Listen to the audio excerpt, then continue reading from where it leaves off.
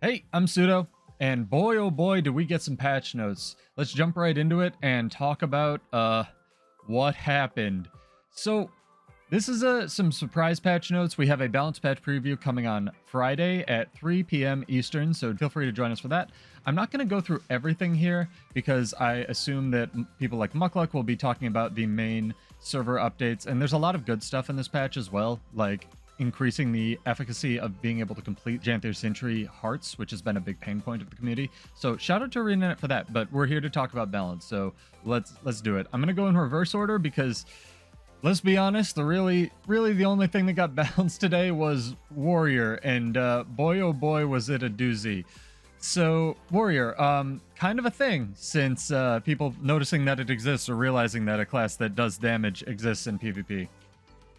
Let's look at this, shall we? There's a lot in here. So Warrior, heightened focus prevented an issue that prevented this trait from functioning with spear skills. Still doesn't work with dragon triggers, but oh well. Good, solid. Path to victory, reduce the attack range from 450 down to 240, which is basically just melee range now for your staff F1. Great. Valiant Leap, reduce the base heal from 975 to 655 in PvP only.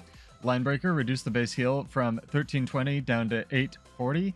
And the healing power scaling from 1.75 to 1.0 in PvP only. Defiant Roar, reduce the base heal from 1320 to 1000. And the healing power scaling from 1.0 to 0.7 in PvP only. Harrier's Toss, reduce the damage coefficient by a lot to slightly less based on adrenaline in World vs. World. Good, that was one-shotting people. Maiming Spear, and I want to preface this a little bit. I agree with most of the damage notes on here.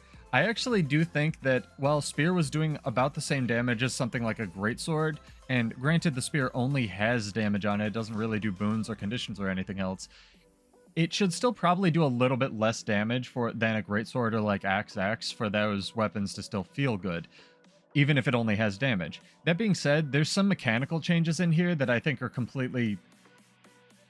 Ugh. And we'll talk about that. So, Maiming Spear, reduce the cooldown from 8 seconds to 6 seconds in World vs. World, reduce the initial hit damage coefficient from 0.9 to 0.8 in World vs. World, it's the 2. It's a little bit more spammable, but less damaging. Spear Marshal support, the skill now performs an initial attack. Good. This attack must hit a target and for the follow-up attack to occur. Reduce the damage coefficient from 0.4, which is a ton, to 0.25 in PvP in World vs. World. So Spear Marshal support is your big damage skill. It's the 4 Rain of Arrows, Radon style.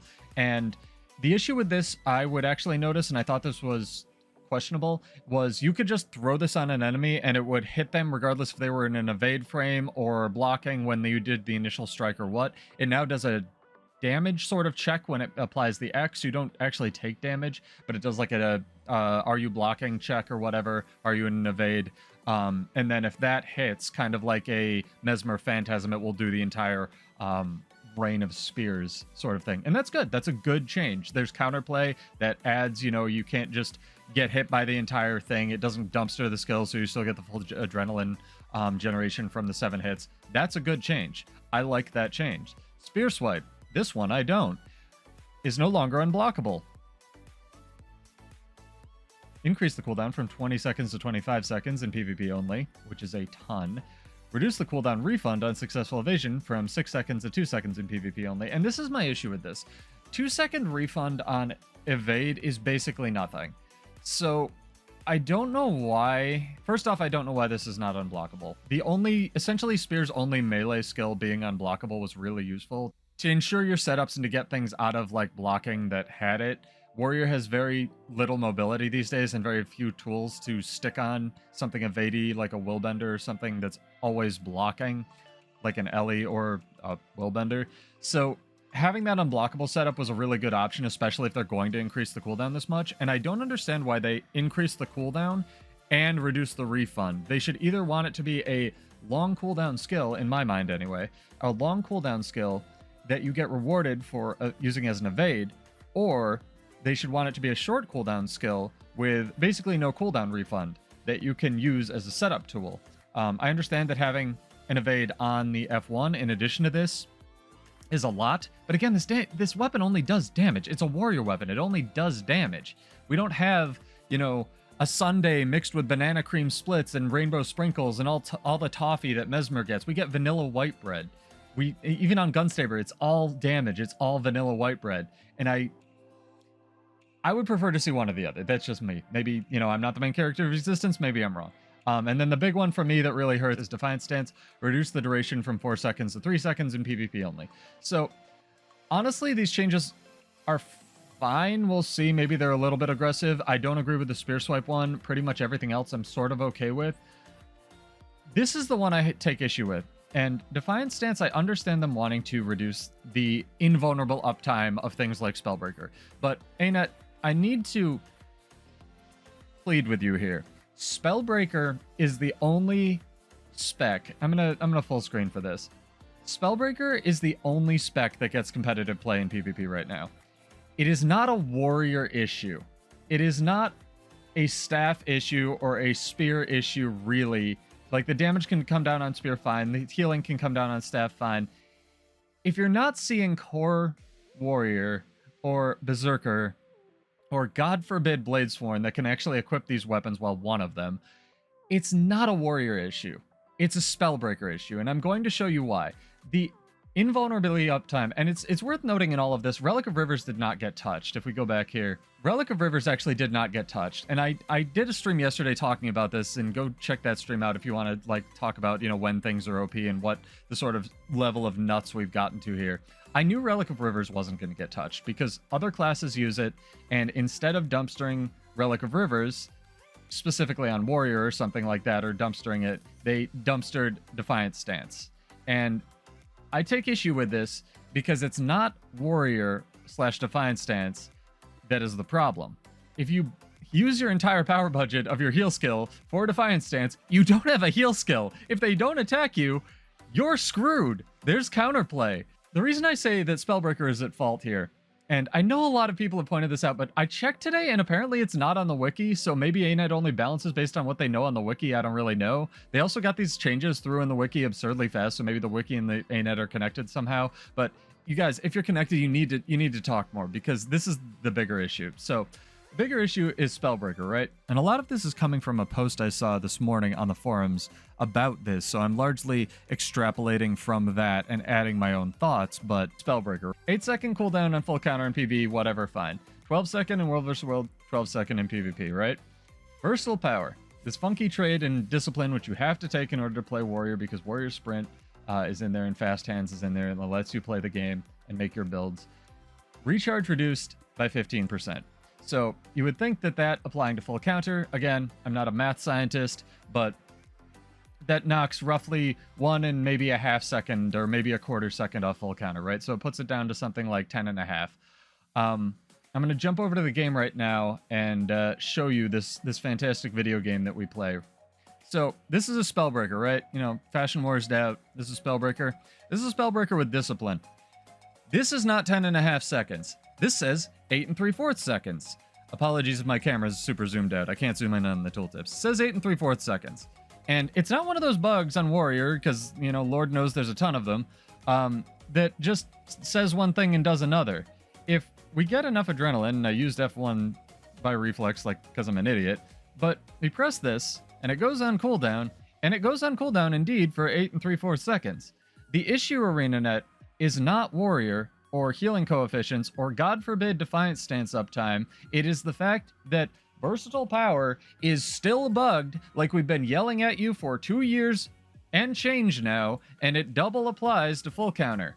And now you can run Relic of Rivers, knock another second to a second and a half off that cooldown, and just spam it to your heart's content, as long as you have adrenaline, which you always do because you're playing Spellbreaker and they have infinity adrenaline. It has nothing to do with Defiant Stance. It has nothing to do with Berserker. It has nothing to do, probably, I mean, Staff was overpowered and, you know, maybe the healing power coefficients could come down, but really, it's not a Warrior problem. It's a Spellbreaker problem. Please stop dumpstering Warrior and fix Spellbreaker. Thank you. Then we can talk about actual balance. All right, going back to it, and I wanted to start with warrior because a lot of these other changes are very minor. They really only balanced warrior today, which is fun, I guess. We got a weapon for 3 weeks. That was an enjoyable time. Anyway, sorry, salty. Revenant Abyssal Blot updated damage skill effects to be accurate in PvP and World vs. World.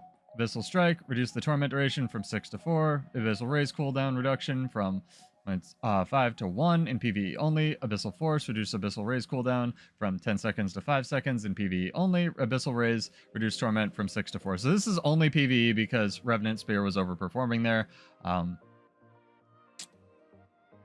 Very mixed bag of patch notes we got today. Mesmer, Phantasmal Lancer, fixed an issue that prevented the skill from summoning a phantasm when used on an invading enemy, which is weird because Phantasmal Lancer is your 4, and again, all the Phantasm skills do an attack to sort of check to see if you hit your target, and then they summon a Phantasm. If that attack doesn't hit, even the 3 on the staff does like an attack check, kind of like Spray Marshal support will do now. It's weird that Phantasmal Lancer doesn't have a check now, but maybe I'm reading that wrong. I haven't tested it in the game. Who knows? Also, Mesmer Spear is super overpowered right now, and they didn't change any of that, so we'll see what we get on Friday, I guess. Echo of Memory fixed an issue that prevented the skill from summoning a phantasm when used on an evading enemy. Interesting. So maybe it's the same issue, and I'm just being an idiot, which is entirely possible. Gardien Healer Rush fixed an issue that occasionally prevented the skill from granting the illuminated effect, even if an enemy was struck. Cool. Bug fixes, always nice to see. Symbol of Luminance fixed an issue that prevented the skill's audio from playing. Great. And Solar Storm, they reduced it. Nah, just kidding. Solar Storm, the skill now displays a red warning rings instead of an orange when used by an enemy player. Solar Storm is the Guardian Spear forward that does approximately, let me check here. Oh yeah, 1 billion damage and can one-shot you through the Rabbit Amulet in PvP.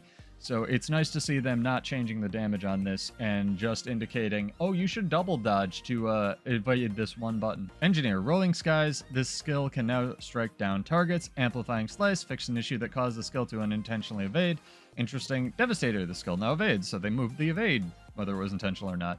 I'm actually a huge fan of Engineer Spear, so we may be trying that out soon, a little bit more in depth. Thief, Shattering Assault, fixed an issue that could prevent the skill from canceling auto attacks when applied stealth to player.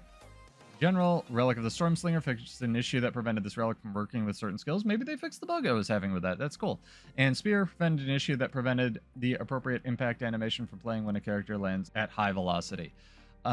That's pretty much it. There's a lot, like I said, in this patch that's really good. Push is in beta, so we'll be trying that out tomorrow. I already played one game. I really enjoyed it.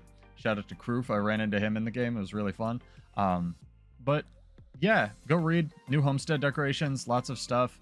Again, balance patch preview, big one, hopefully on Friday at 3 p.m. Eastern. Again, a lot of these warrior changes I'm not opposed to. It was overperforming in damage, especially if you're going to consider it a ranged weapon. But if you're not, if you're just going to compare it to something like Greatsword, it was not doing more damage than a Greatsword. It's really strange to see who gets put in charge of what changes and the seemingly consistent inconsistency we have of devs doing different things to these classes. But maybe I'm wrong. Maybe I'm completely off base. Let me know what you guys thought in the comments. Be sure to catch us on Friday, like I said, for that stream. I'm also going to be doing up today a warrior write-up on what I would do for Bladesworn. I know a lot of people have asked me for this. I'll throw it on Reddit and the forums. Go check that out and downvote it or upvote it to your heart's content. But yeah, it's interesting. It's still a fun time to be a Guild Wars 2 player, and Janther Wilds rules, especially if we're going to put substantial patches in just out of nowhere. But I also want to point out we didn't really get any explanation for any of these changes, and the only thing that got balanced today was, again, Warrior in a very meaningful way, and we didn't get an explanation for that. Like, none of this. You know, you can assume, oh, staff is overhealing because the healing numbers got nerfed, or you know, Spear is doing damage, but maybe that's not why they did these changes. They probably are, but I don't know because they didn't explain it. And that's the biggest problem I have with these patch notes. ANET, please just explain your stuff. Anyway, I don't want to leave you guys on a downer because the game's genuinely really good right now and I'm really enjoying it. But man, some of these changes, I just wish we had an explanation for. That's it. I'm Pseudo. Let me know what you thought. If you like this, get subscribed. I will be back on Wednesday for a regular stream time at 9 p.m. Eastern. And cheers. I'll see you in Janther. Have a good one.